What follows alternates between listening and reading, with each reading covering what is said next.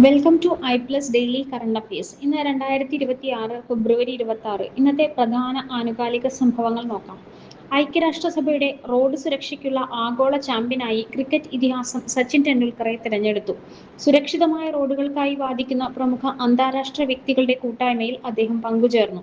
Helmet, seat belt ഉപയോഗം, വേഗത പരിധി പാലിക്കൽ, ശ്രദ്ധ വ്യതിചലിപ്പിക്കൽ ഒഴിവാക്കൽ എന്നിവയുൾപ്പെടെ ഉത്തരവാദിത്തമുള്ള ഡ്രൈവിംഗ് ശീലങ്ങൾ അദ്ദേഹം പ്രോത്സാഹിപ്പിക്കും.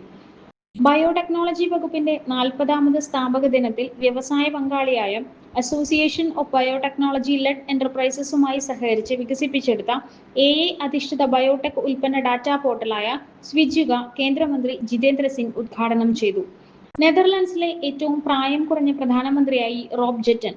People Party for Freedom and Democracy, Christian Democratic Alliances എന്നിവയുമായി ചേർന്ന് ജെറ്റൻ ഒരു മധ്യ വലതു ന്യൂനപക്ഷ സർക്കാർ രൂപീകരിച്ചാണ് പ്രധാനമന്ത്രി പദത്തിലെത്തിയത്.